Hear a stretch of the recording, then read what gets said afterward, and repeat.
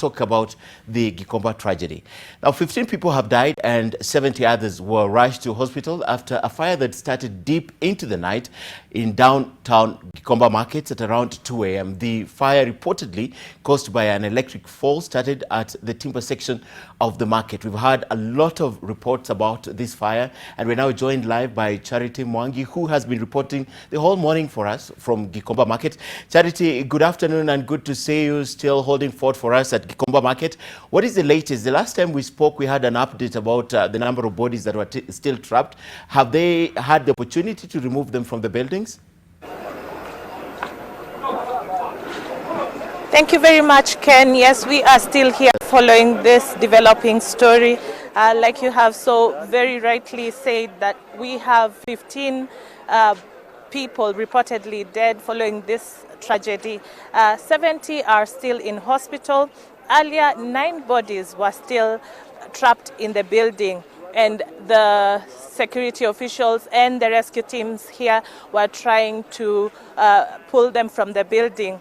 The reason why the bodies had been left in the buildings is because the integrity of the buildings was in question, and so is the integrity of the other buildings around here. We have received information that some residents have been asked to vacate these buildings, even as the security officials try to reduce the casualties and the magnitude of this tragedy.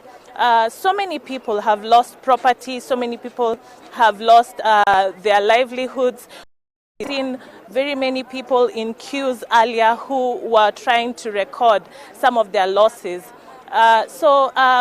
The security agents have also called upon donations as far as materials that will help save the lives of the 70 still in hospital trying to recover from the fire injuries that they have incurred. We have heard that they need blood, they need blankets and other materials that will keep the victims warm. Earlier we saw some leaders come to the scene and talk about the fact that this is not the first time that this has been reported from this area, and some suggestions that have been made is that there should be a fire truck stationed here, because 3 times is one too many times for a similar tragedy to happen, and a lot more property being lost. And the people who trade in different things in Gikomba Market are saying that the only thing that they get is material to rebuild and nothing else, as far as the losses that they have incurred as far like businesses and their capital. And so we will be following their stories, and we will be bringing you up-to-date information as far as what is happening here in Gikomba. Ken. Right, Charity, thank you very much. And Charity has been reporting the whole morning. Before we speak to Vincent Oduor, who is at the Kenyatta National Hospital, just some breakdown of what we know as at this point. We understand that 70 people were taken to the Kenyatta National Hospital early in the morning. Among them were 28 males and 42 females. There were also 17 who were children. Now, 5 died at the hospital. Out of the 70 who were taken to the hospital, 28 have been discharged. So minus the number of the dead who died at the hospital, we have about 37 who have been admitted at the hospital, 5 of who have been admitted at the intensive care unit. So that's the information we have as at now. But let's see the latest. Vincent Oduor now joins us from the Kenyatta National Hospital. He's also been covering this the whole morning for us. Vincent, what is the latest?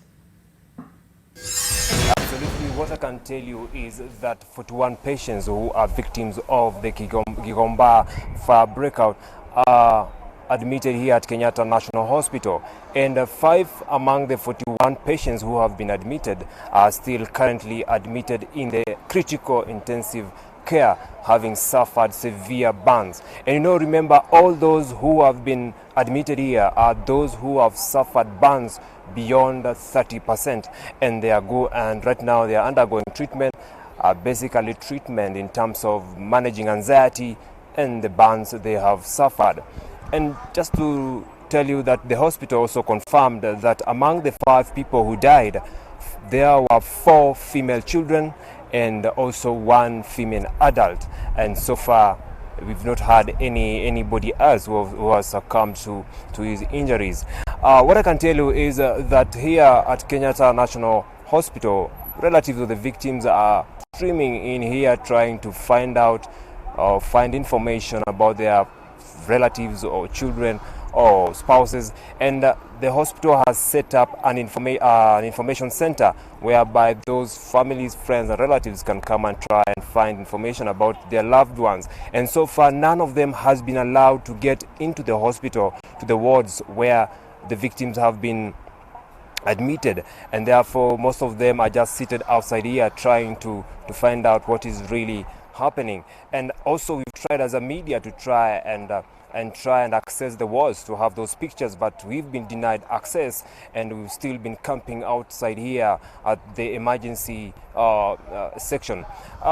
Earlier, before Member of Parliament of Starehe, Jaguar and nominated Senator Millicent Omanga came at this place, and they are calling on the government to really find out the reasons behind perennial fire outbreaks at Gikomba market. They are saying this is something that has to be put to a stop because it cannot be allowed to be occurring twice or thrice every year, and they want the government to really try and find out whether the cause of the fire is something to do with conflict among the traders, or people who want to grab land in that area, or basically traders who are jealous of their fellow traders. So that's something that we'll be following on. But so far, what I can tell you, for the past 3 hours I've been camping outside here, I've witnessed at least 3 victims who have been brought here by ambulances, 3 of them, most of them suffering from burns. And I've also witnessed at least 5 to 6 patients who've been discharged. These are people who've suffered some minor injuries, who've been treated and discharged. We continue being here, and we'll continue bringing you what is happening right from this place at Kenyatta National Hospital. Now I'm taking you back to studio. I'm Vincent Oduor.